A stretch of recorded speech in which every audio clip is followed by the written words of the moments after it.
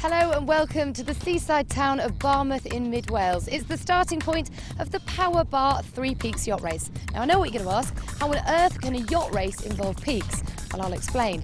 This is a non-stop, gruelling sailing event starting here and finishing in Fort William, Scotland. But the difference is that two members of each crew have to scale three of the highest summits in England, Scotland and Wales. And they've also got to sail through some of Britain's most difficult waters. Pretty impressive stuff. It's the 30th time that crews have gathered here in Barmouth for the race, and there are 26 crews here to compete. Amongst them, Jeff West, legendary skipper of Lightning Reflex, who's won the race 3 times before. So tell me why you keep coming back. That's a question everybody keeps asking, and we've been trying to think up a sensible answer. I think it's because we forget how horrible it is while we're doing it. These horrors were inspired by the late explorer and Barmouth resident Major H.W. Tillman, who sailed to the wildest places on Earth to climb its most forbidding mountains. His adventures gave two Barmouth doctors, Rob Howarth and Mervyn Jones, the idea of starting a race here to climb the highest mountains in Wales, England and Scotland. Caernarfon is the first port of call, where the two runners cover 24 miles to the summit of Snowdon and back. After this, another 100 miles on the water takes us to Whitehaven in Cumbria for a return journey to the summit of England's highest mountain, before moving on to Fort William for the highest mountain in Scotland and the UK, and the finish. It all takes between 3 and 6 days, depending on the wind, but that doesn't mean Jeff and his crew on Lightning Reflex won't be desperate to gain every second they can in the start, a mile out to sea from Barmouth. Every crew tries to time their start run to hit the line right on the gun in these tense moments. Sailing can be a tough game, and the competition is fierce. 3, 2,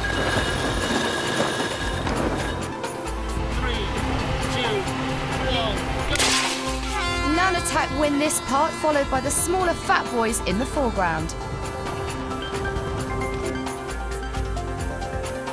But expect the big, deep keel yachts like Lightning Reflex and Vlad the Impaler in the background here to show their power from now on. As for Jeff West and Lightning Reflex, they're somewhere in the top of your picture, opting for a more gentlemanly start away from the main melee. All crews are limited to 5 people, usually 3 sailors and 2 runners, so having a runner who's handy on deck is a big help. Richard Ludlow is doing the race for the 10th time and has raced with this crew before. It's the most irresistible race, this. It's the best adventure race. It's also the best team event ever. I mean, you've got sailors who will absolutely work endless hours trying to get the boat going as fast as possible. The runners come alongside, we're on the road, and then suddenly we're on the mountains and we're running for the sailors back on the boat. We're running for them, they're sailing for us. It's a fantastic team event. Keeping the runners in a condition to run well is one of the challenges, and Richard's running partner is a rookie sailor, Tarquin Cooper. I've never been in a race before. Felt like I was part of, an armada going off, and it was a fantastic feeling. And then when we set off, and we were, it was 45 degrees, and we were all leaning over the edge of the boat. It was a great sensation. I did get a bit of seasickness, but I kept it quiet because I'm the sort of rookie, if you like. I didn't want anyone to know. Some of Britain's fastest boats have made the journey from the south coast to Wales for this race. Obviously down as favourites, or at least one of the favourites. Who are the others that you kind of see as being your ultimate opposition?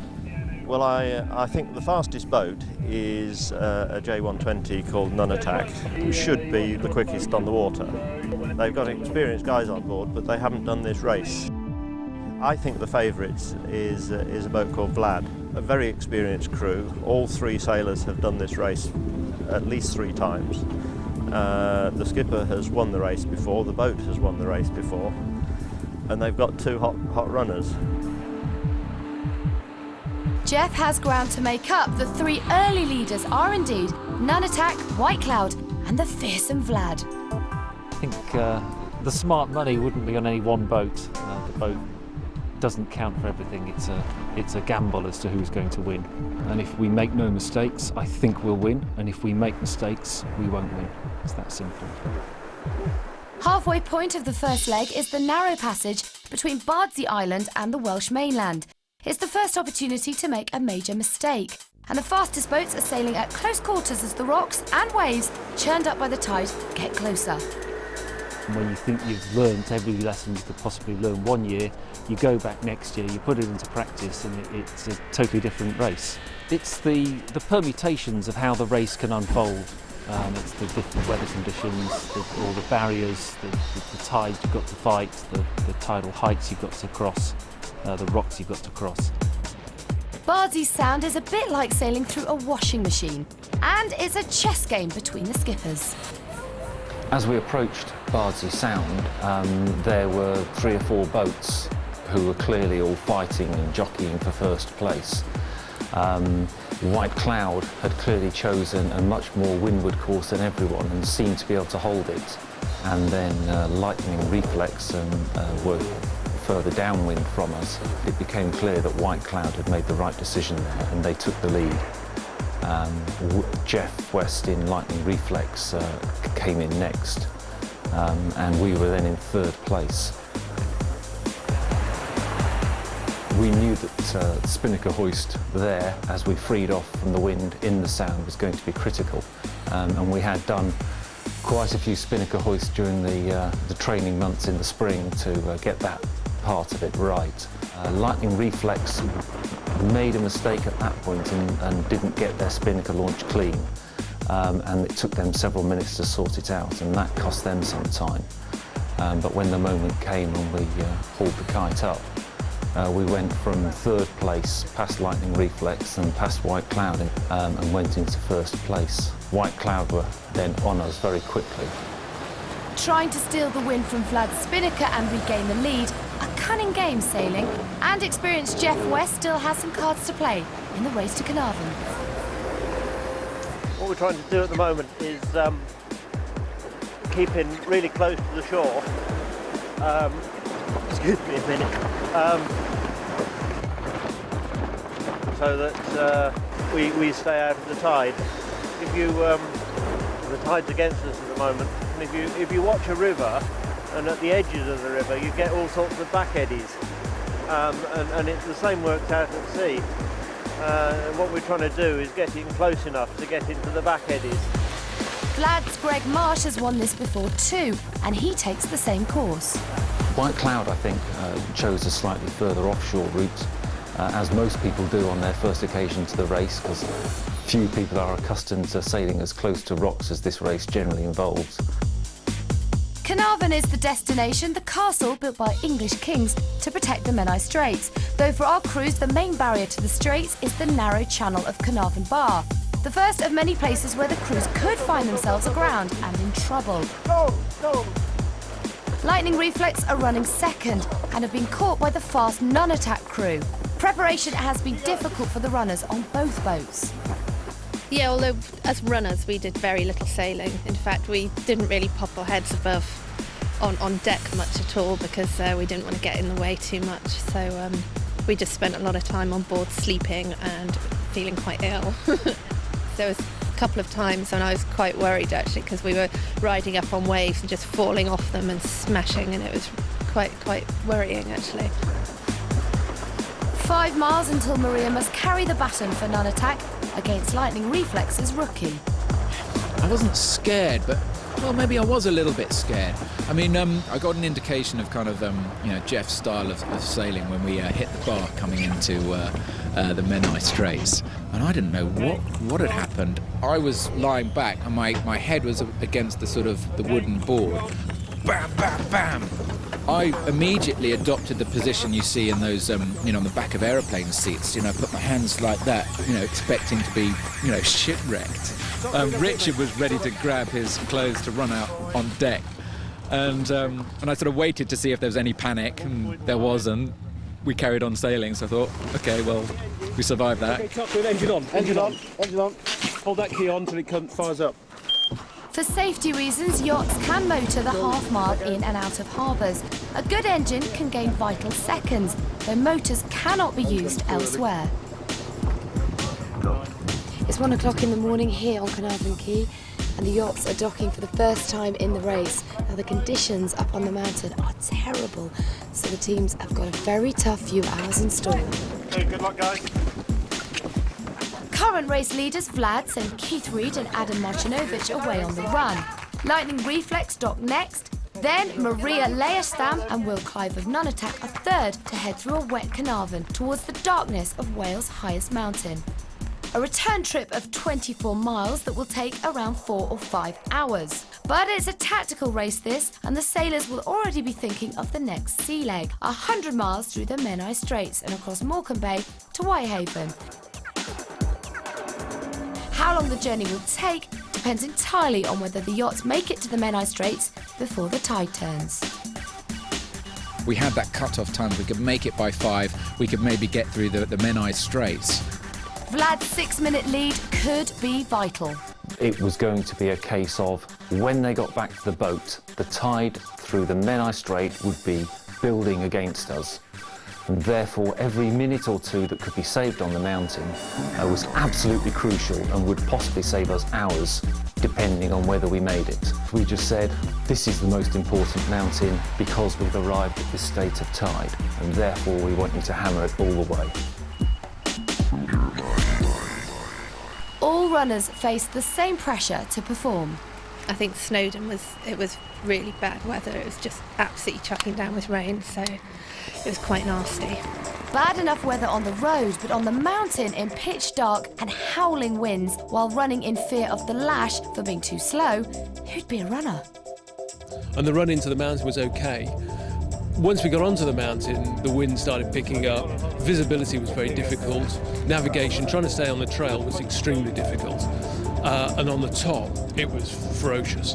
The wind was howling through and trying to get the clipper through. All my hands had frozen up.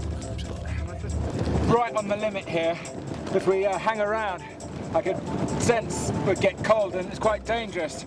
We've got to keep moving. It was quite funny actually, because when we were on the boat, we were praying to get off the boat because we just felt seasick the whole time, and when we were off running, we were praying to get back onto the boat, so it was just a lose-lose situation the whole way. Oh, my fingers don't work, we can do it. Yeah, not too bad actually. Considering I was vomiting all the way up. Right, we've now got some graceful falling, I think. Straight back the way we came, mate. It was just horrendous. Did the clip and then ran straight down as quick as we could to get off the mountain. Yeah, we were pounding on the way down. It was quite a scary experience coming down in the dark with it being wet on the surface as well, with zero visibility. We got lower down, the cloud cleared and we could see the lights of Llanberis, and that was a great relief.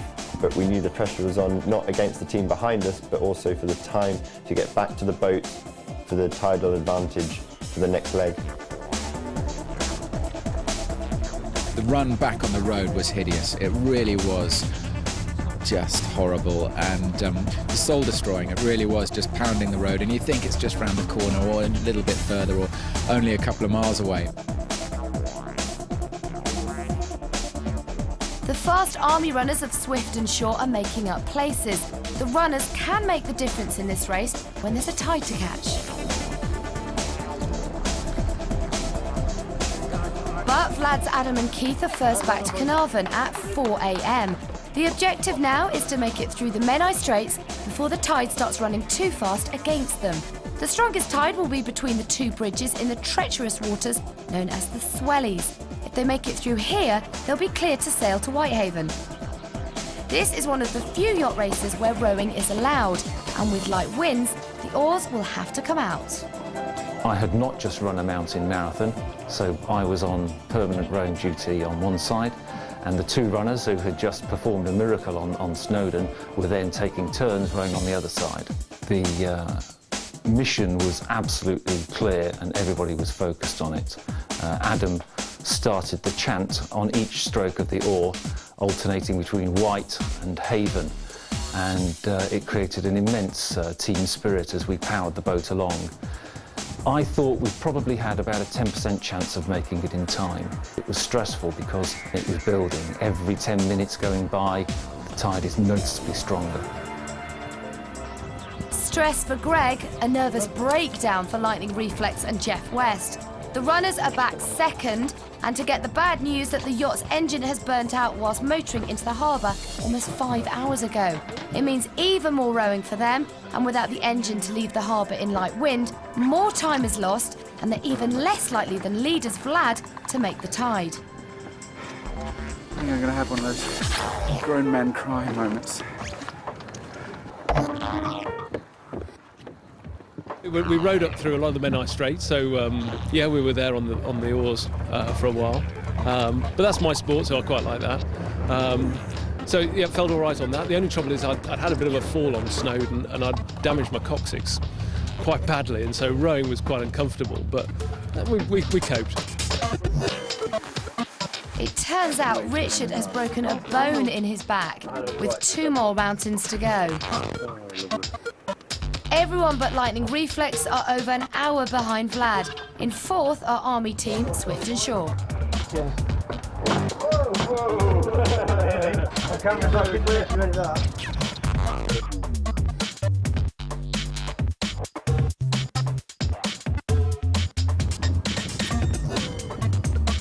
What time did that other crew get away? 40. Those 40 minutes could turn into a lot more if Vlad make it through the swellies. We were early enough that we never actually started to go backwards when we got the bit wrong. We just varied between virtually no speed and 1 or 1.5 knots. So it was very, very tight stuff. Vlad cleared the last bridge and into easier tides. Lightning Reflex arrive at the first bridge not much later, but are caught by white cloud as both boats come to a halt against a stronger current than the leaders faced. Just need to get that puff of breeze to just get us going forward again.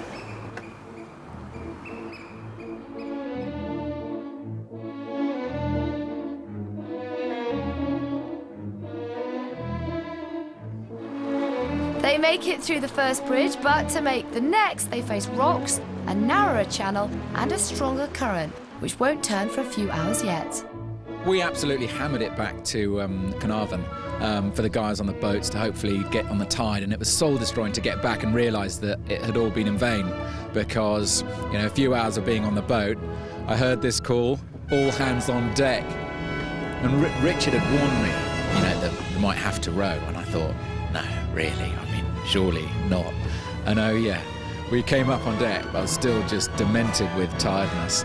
And got on there, Steve Redgrave handed an oar, and I just started having to row.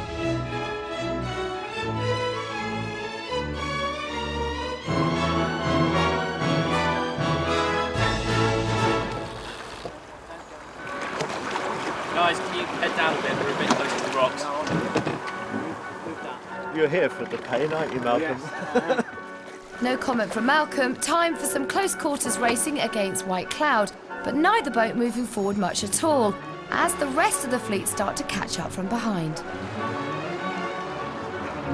Maybe White Cloud's crew are trying to find out where Vlad are now. They never had these troubles. One mistake and the boat can go spinning towards the rocks like none attack here.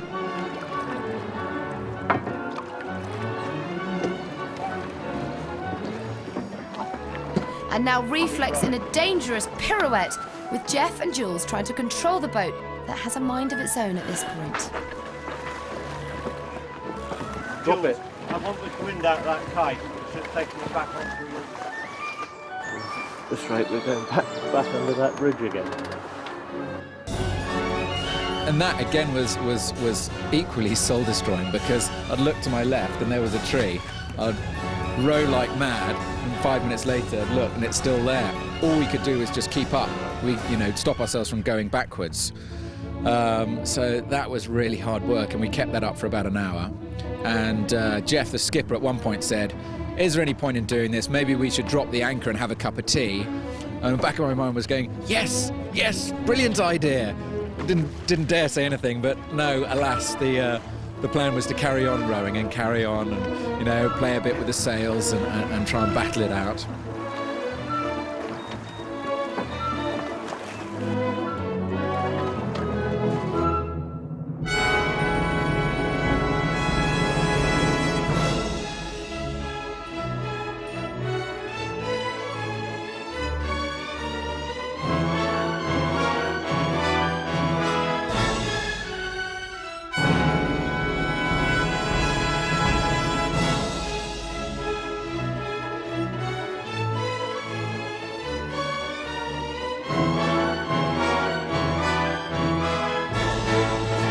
put the kite back up again and think up another plan. And where is that boat, Vlad, anyway?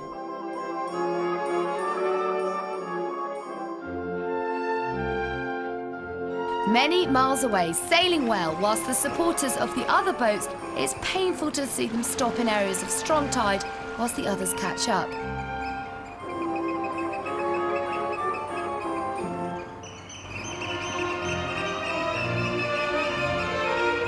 Finally, the open sea comes into sight. The oars can go away and everyone can relax. And finally, that cup of tea as Jeff gets lightning reflex back into second and is chasing down the leader again. Until this happens. 0.2 metres means the boat has hit bottom. All hands on deck. And there'll be a few more moments of panic for every team, on sea and on land, before they get to the final battle on Ben Nevis.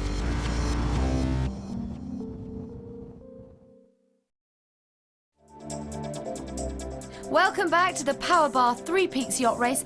26 sailing crews racing from Barmouth in Wales to Fort William in Scotland, en route climbing the highest mountains in Wales, England and Scotland.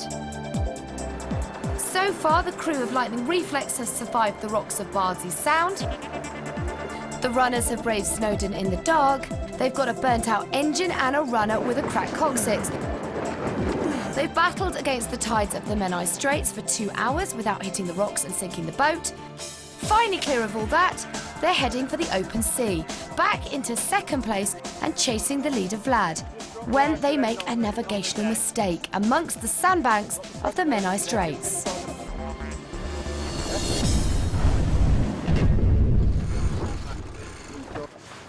A depth of 0.2 metres means that the keel is firmly wedged in the sand. All hands on deck. All the other crews know that Jeff and his team have won this race before. It's only natural that they should assume that he's in the right channel. White Cloud are the first to follow.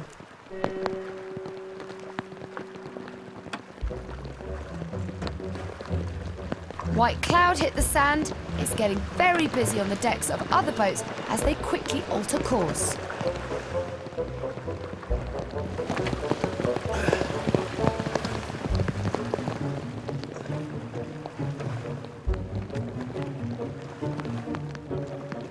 None attacks seem to have avoided the same fate. The boats in front obviously were stopped, so of course we caught them up, which is one of the unfortunate things about yacht racing. We were delighted when a couple of our competitors ran aground on a sand bank. Sailing is an unsympathetic sport. Jules tries in vain to shift several tons of boat with the oars whilst his rivals disappear into the distance. And more boats come past.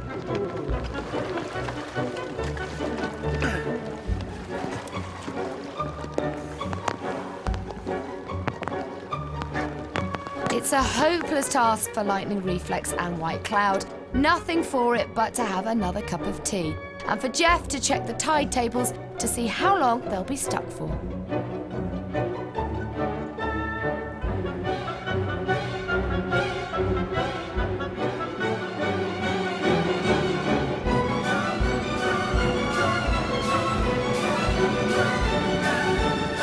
Nothing can stop Vlad the Impaler now, as they charge the 100 miles across the sea to Whitehaven and the Scafell Pike run. White Cloud and Lightning Reflex have lost another 2 hours and at least 10 places before they're sailing again, creeping out to sea past the rocks of Puffin Island. Whilst as Whitehaven approaches, the only problem for Vlad is a possible mutiny below decks. What's the story then? Zippy, he's a stowaway. We just found him on the boat. Don't let the skipper know, because he doesn't like Zippy. That's why he's a stowaway. Lucky mascot, I guess.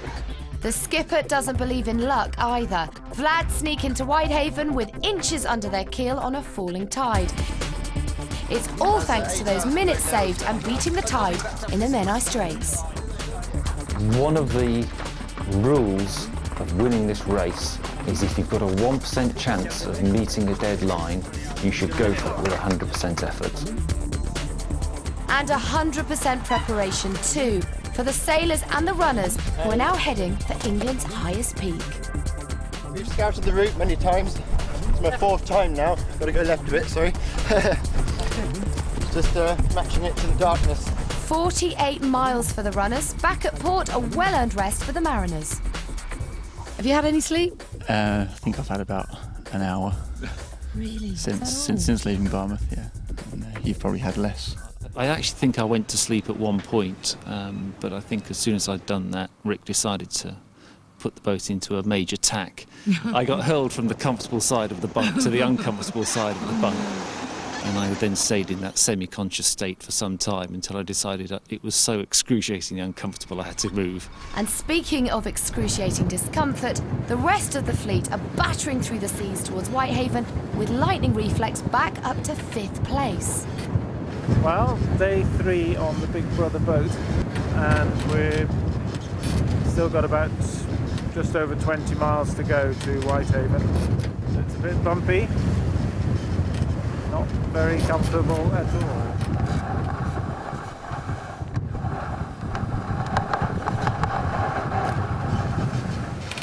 Jules, yeah, he should be down below sleeping, but he has been sick.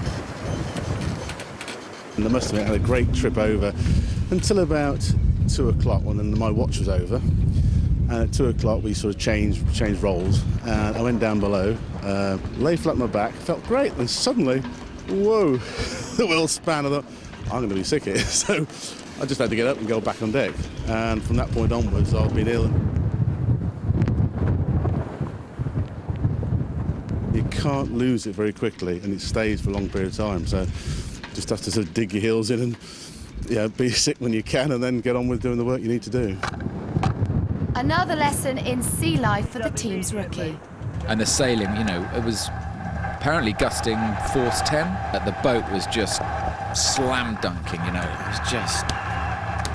all I knew, it was pretty hairy out there. I really needed at one point to go to the loo. And I was putting it off, and eventually I could put it off no longer. And I got in there, and I think, literally I went airborne. And it was not a pleasant experience.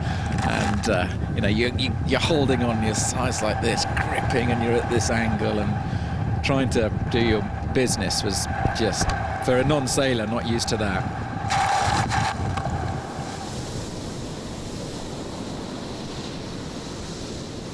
RBS Roadrunner emerges from the waves to be second into Whitehaven.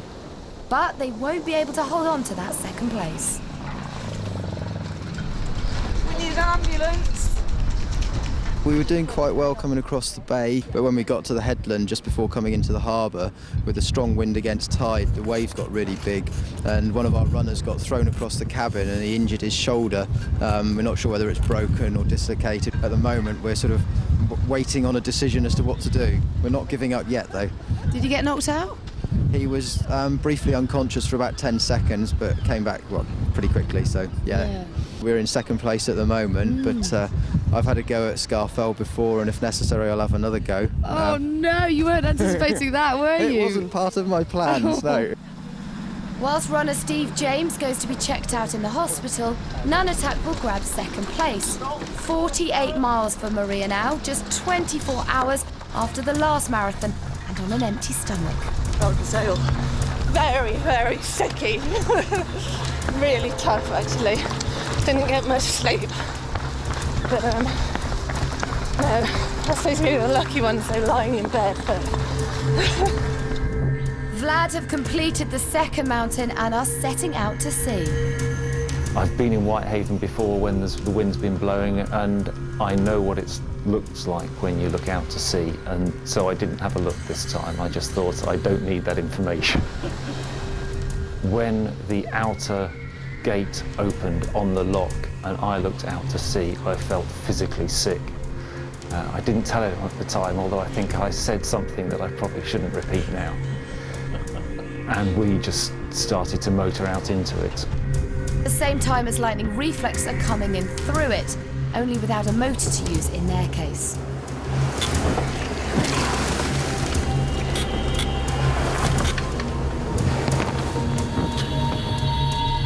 Carbo loading is off the menu for Richard and Tarquin. You know, it's not a pleasant thing. And the other thing that was really hard was eating. It was just impossible to boil up any water. So our meal plan, I've worked it all out. You know, we'd have pasta meals with spinach and all this recovery, you know, and all this kind of stuff. Went straight out the window. How's it going? Pardon? How's it going? Well, we're now facing the problem point of how to get into the harbour with a burnt-out starter motor, so we can't start our engine. Whitehaven Harbour, good morning. This is lightning reflex. I've just seen 43 knots of wind on the wind instruments, so that's force 9. And what we're about to attempt probably isn't a very good idea. And as going in here as part of the race, the plan is to just go and do it.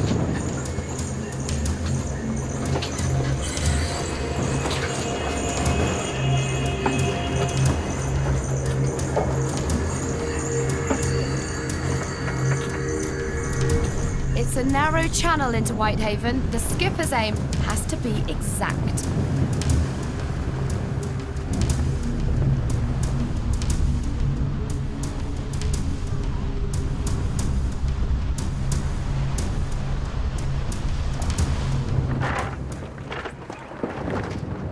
Get it down. Jules, concentrate on the main. Give him the line and give him another one. White Cloud's entrance is even more spectacular, but all make it in safely so far on this tide. This is not an easy race. I've done it before and I haven't had this sort of problem. And I'm shattered. I'm cold, I'm wet. We haven't eaten for about a day. Oh God. So imagine how the crew of Swift and Shore must feel. They miss the channel and end up on a sandbank with the yacht being battered by the storm, which sends the Whitehaven Coast Guard scurrying to the rescue.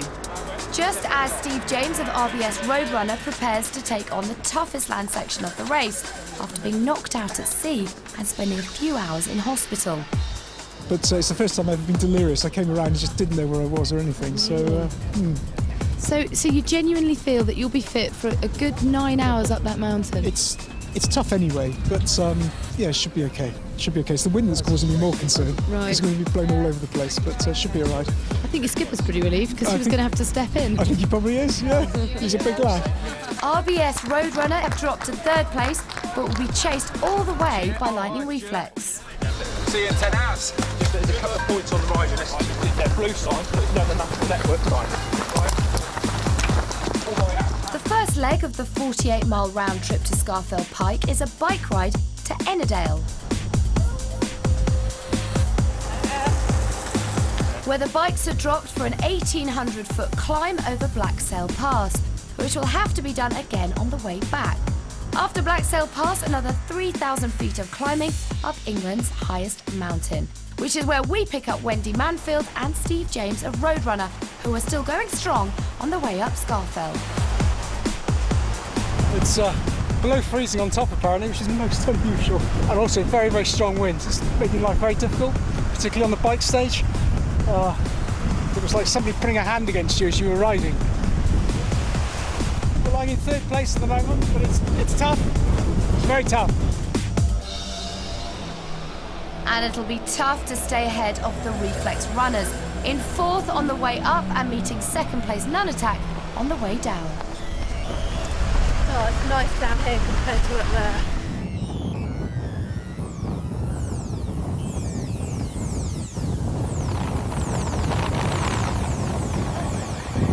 This is quite scary. Oh, it must be gusting at least 60 miles an hour.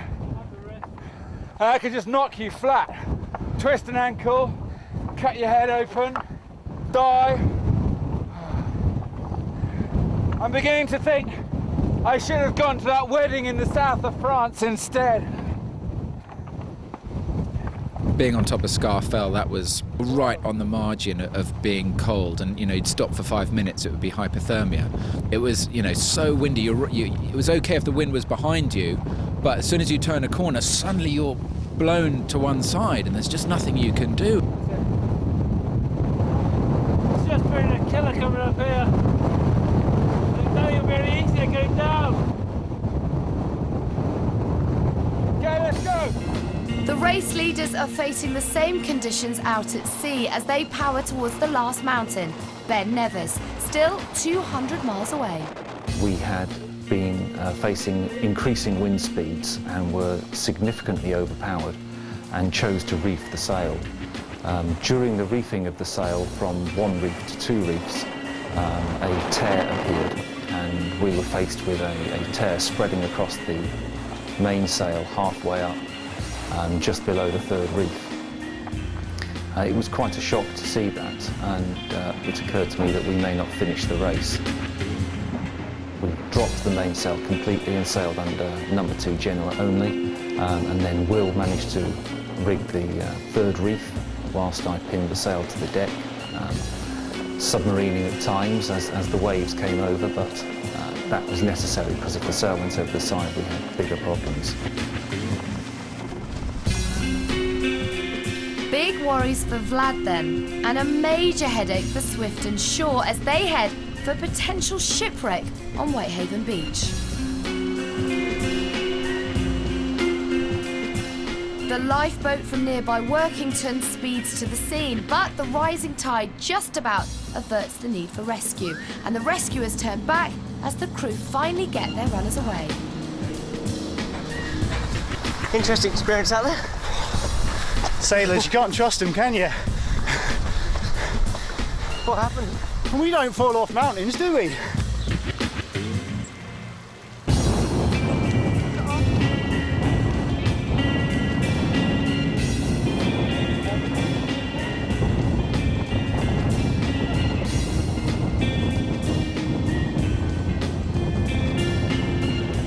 There was no hanging around up there. Richard said to me on the way down, lucky nothing happened to either of us, because I don't know what you'd do if it did. Don't forget, Richard Ludlow is doing the whole thing with a broken bone in his back. We got back down to Wasdale Head, and I just ran out of energy then. That was brutal up there. And the climb back up to Blacksail was... I just followed Richard. He, set a harsh pace, and I just, stuck as closely as I could to him, and got up, got down, got on the bikes. They're back in third, quite a recovery of over 10 places since sitting on the sandbank yesterday. But Maria and Will of Nunatak complete the stage in 10 hours 43 to stay in second place. Oh my God. Very, very tiring. Oh, that last bit. The cycle uphill was the worst. Definitely. Oh. Nunatak are second to start the long and stormy sail to Fort William, 2 hours ahead of Lightning Reflex and 3 ahead of RBS Roadrunner. A final battle on Ben Nevis awaits these crews, and victory for Vlad if they can make it all the way to Scotland with a torn sail.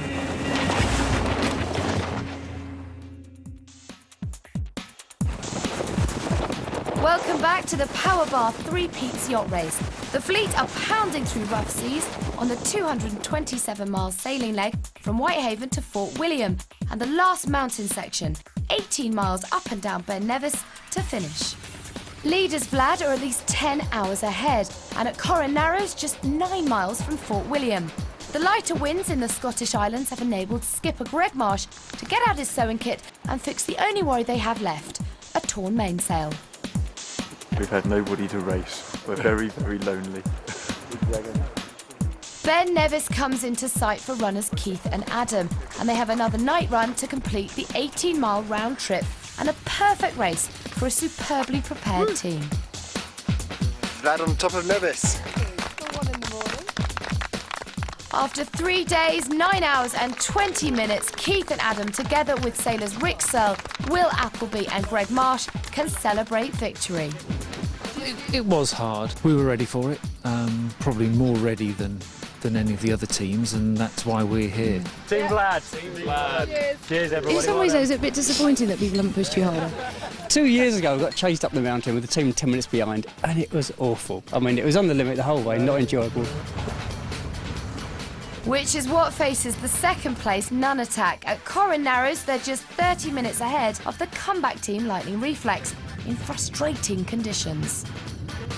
Mike came and woke us at about 5:36 this morning and said, right, providing the wind stays where it is, we'll be in 2 hours. So we got all geared up, porridge on the go again and all kitted up, and then obviously it started, it stopped, it started, it stopped, and you know, it took I think about another 3 or 4 hours on top of that. So, and I was getting really, really nervous because we could see the Reflex behind us and they were catching and then dropping back and catching up.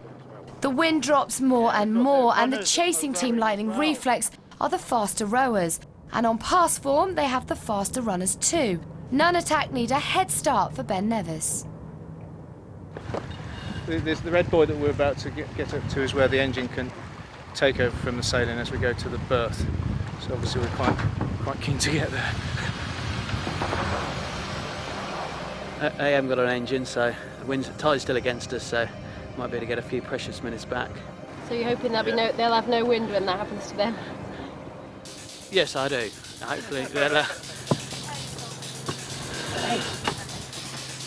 God, I'm so nervous. The engine comes on. Maria and Will need every second they can get.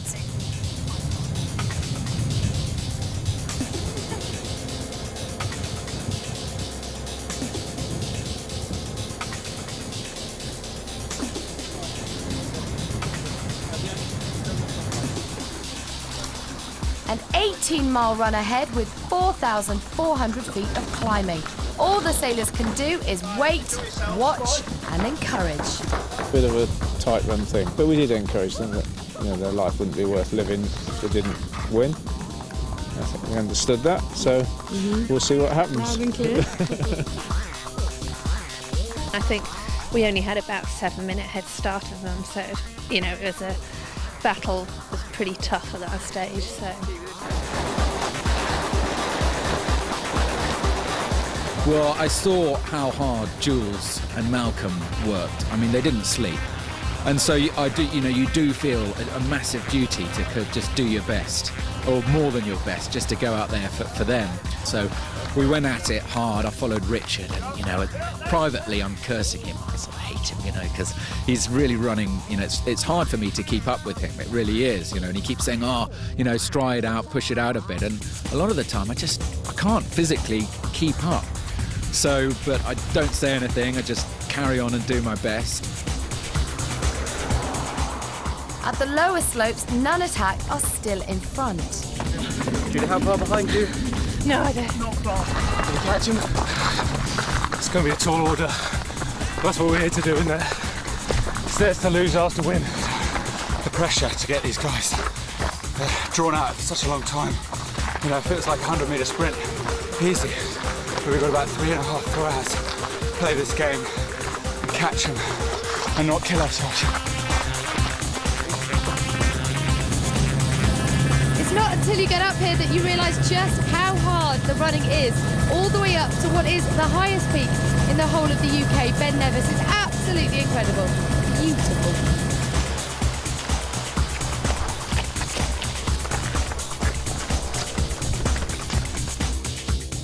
We managed until the lake, halfway up, and then they overtook us.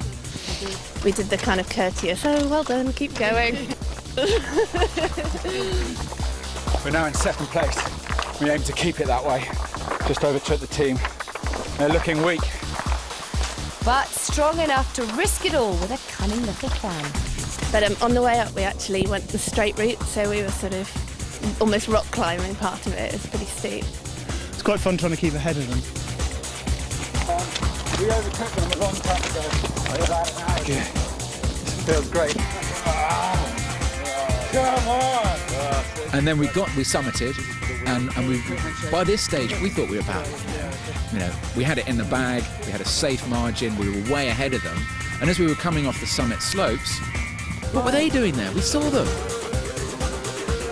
We knew we were in for a race up. We knew it was going to be a hard race down and back. They took a direct route up, whereas we took the zigzag. But we suddenly panicked. I was actually crying because my whole left leg just cramped up really badly, so it was only Will going, "You can't stop now," that kept me going. So. And we both started just legging it down the mountain, and we went directly down. At this point, it's just pure adrenaline. We just got to do it. Just down. It's the last race. It doesn't matter. Push it, push it, push it. Maria and Tarquin are both discovering new frontiers of pain. And very scary for me. It's never happened before, but I started getting pins and needles in my face. I couldn't speak. It was like this. My whole face literally froze.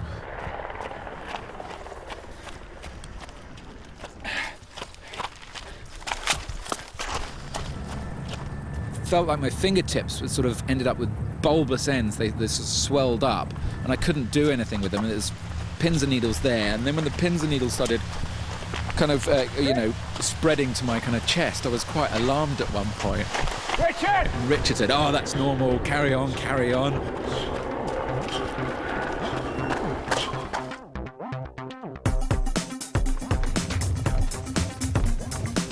So much pain. They're right behind us. Get that stopwatch. No, get your stopwatch. Forget the camera. Get the stopwatch on, mate.